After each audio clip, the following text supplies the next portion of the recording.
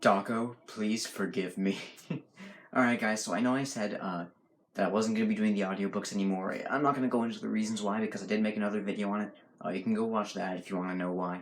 I'm not going to be doing those anymore, but what I did say I was going to be doing is I was going to be doing something very similar to what Doggo is doing. As soon as I read a story, I'll be making a video giving my thoughts, my theories, giving a super detailed description of the story and just kind of what happens in the story. And I'm going to fulfill that promise starting today with the first story of Blackbird. So, first, I think I'm just gonna, tell you what happens in the story, as Dako does. Please forgive me, Dako. And then I'm gonna give my thoughts on how this connects to the rest of the series, how it connects to maybe the main lore, and what theories I kind of have about it. So the first story of the new book, Blackbird, it feels very similar to Dance With Me. It's actually a very similar concept, a very similar story, and also kind of similar to 1:35 a.m.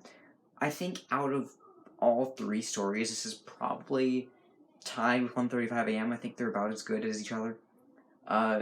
It's a very interesting story. So it's about these two guys, Noel and Sam, right? And they're working on a film project for their school. They're in film school, and so they're making a movie.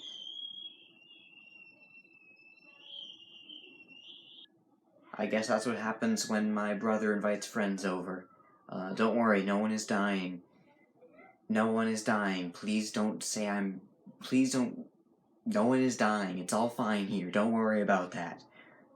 Okay, where was I? Noel and Sam, yes, they're working on a film project. They're in film school, and they're thinking of making a horror movie of sorts. They try and decide, what character to base it off of. And Noel very much wants there to be blood, which, trust me, there will be. There will be. So Noel wants there to be blood, and Sam is just trying to come up with an interesting character. They don't really want a generic character to go off of, they want something new. And so they kind of... These people both know of Fazbear Entertainment, kind of showing, how far Fazbear Entertainment has spread in this world. It's not really a very niche thing. In some stories it seems like not many people know about it, but in this one at least there's a lot of people who know about the company and kind of what they've done. And they were always... And again, all these characters are scared of the animatronics there. It doesn't seem like anyone except, like, really young kids actually likes the characters. And so these guys decided, okay, they want something creepy like that, and they want... They also kind of base it off of The Raven from Edgar Allan Poe. I haven't read any of this stuff, but I've heard it's good, so... but they want something a bit more unique, so they go with a blackbird instead.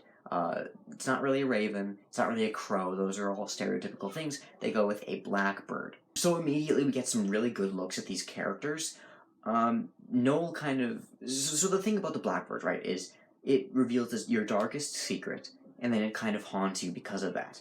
You can kind of see where this is going. This is going to happen to one of our main two characters. And so while Sam is making the costume they're going to wear to be the blackbird, which I thought was interesting because I thought it would be like a, an actual blackbird-sized thing, but it ends up being a costume. And so Sam makes their costume. Meanwhile, Noel actually confesses his dark secret because, they're talking to each other. They're like, hey, what's your biggest secret? And Noel, he confesses that he used to bully someone named Christine in school, and that, he would throw burrs at her. He put a mole in her locker once. Really weird and awful stuff. And yet he mentions, because the story's being told from his perspective, he mentions he still kind of feels proud of it.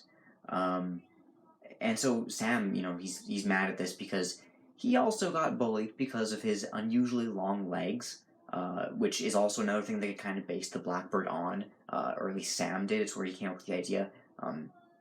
People, he sees himself, he thinks he looks like a bird.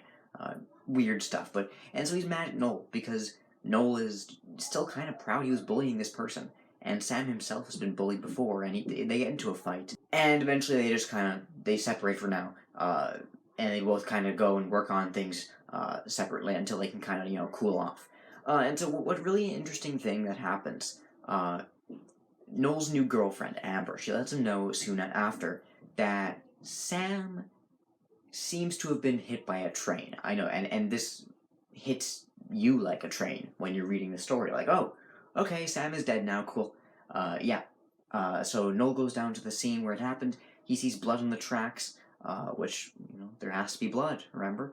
He sees blood in the tracks, he sees feathers in the air.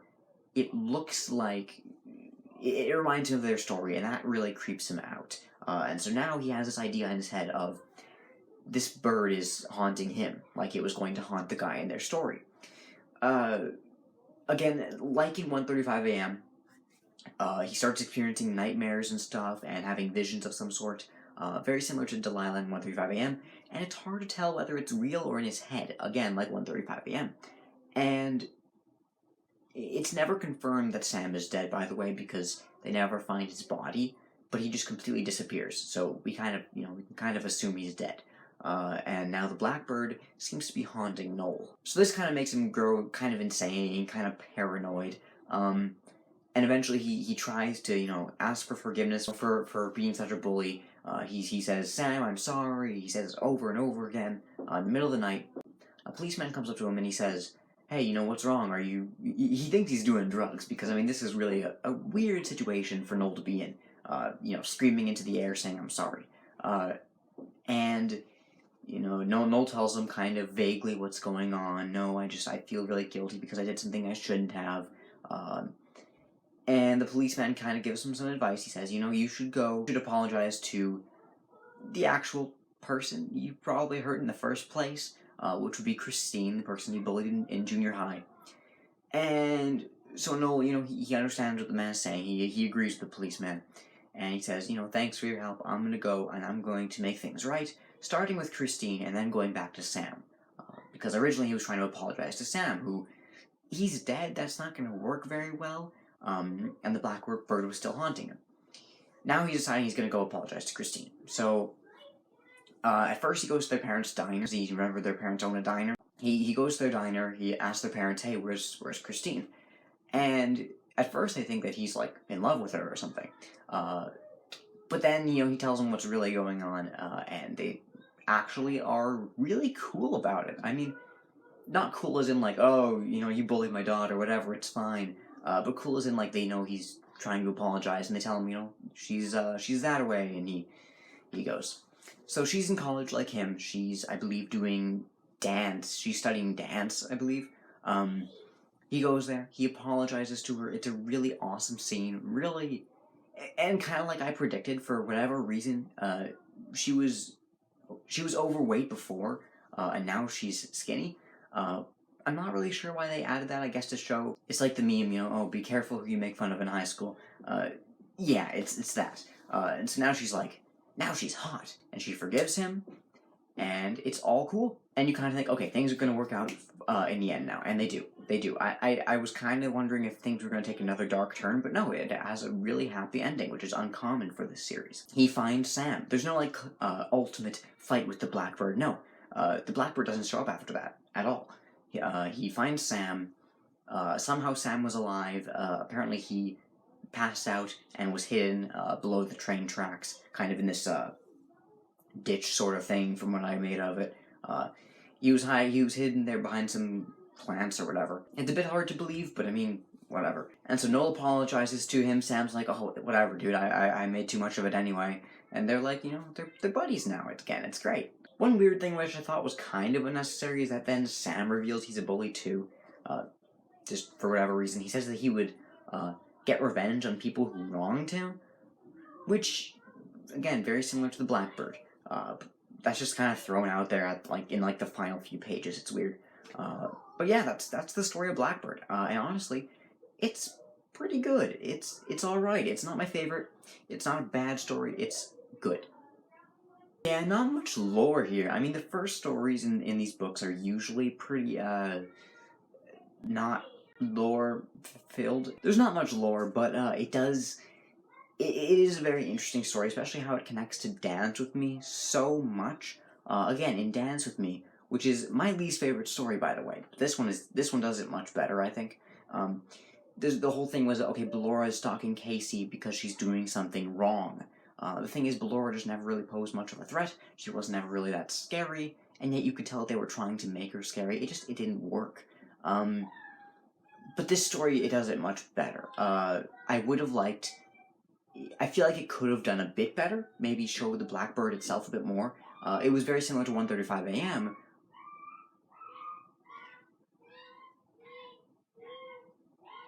It was very similar to 1:35 a.m., where you never actually really saw Ella after the initial setup of her character.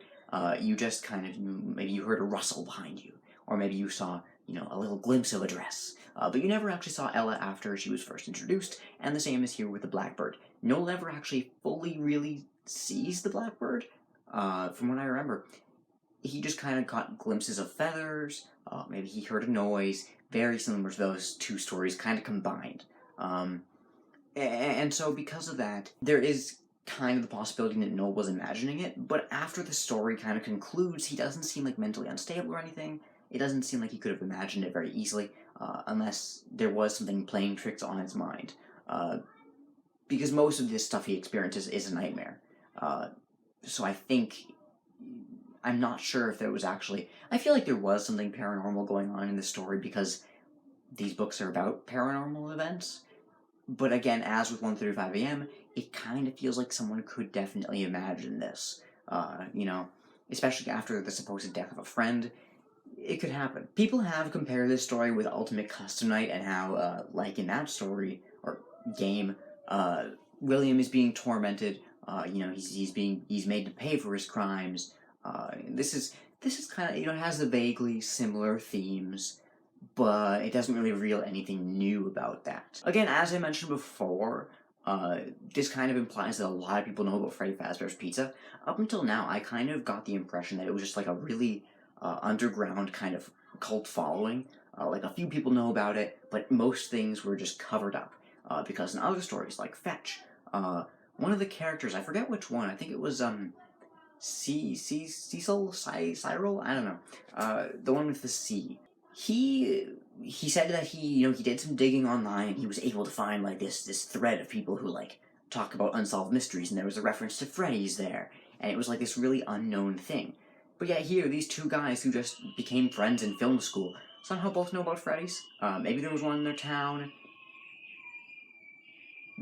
No one is dying, I promise. Maybe it was in their town, it was really popular, and then it closed down, and so that's how they both know about it, but I don't know, it seems weird to me how, this series keeps switching from, okay, no one knows about it, everyone knows about it, no one knows about it, everyone knows about it. It's not important, but it's an interesting little detail and kind of inconsistency. Yeah, remember to leave your own theories in the comments, by the way. I don't care if they're good or bad, I like reading them. I can't come up with much. This story, as with the first stories in most of these books, doesn't have much lore. It's a fun story. I do think it could have done a bit better. I think just seeing little glimpses of the Blackbird was nice. It was kind of, it was creepy, but I think having like one time where the Blackbird is actually chasing him, having a cool chase sequence, I think would have raised the story a bit better. I don't know, just in my opinion. Again, leave your theories. That's really all I have to talk about for this story. Next time we'll be covering something much more interesting. I've already started reading it. It's called, The Real Jake, which, if you remember, Jake is one of the kids in the Stitch Wraith, and as I've started reading it, it does have some very similar parallels to this second Stitch Wraith story in Fetch, which feature... Well, maybe I'll get to that next time because, I don't know, maybe you guys don't want spoilers. I'll leave it for now, but I'll get to it soon. Definitely going to be a much more interesting story, I think, although I don't think it'll be as scary. I read some non-spoiler reviews, and apparently it's, like, really sad, though. But it's really weird so far. It's really strange. I'll get to it. Thank you guys for watching, and I'll see you guys next time. Bye-bye.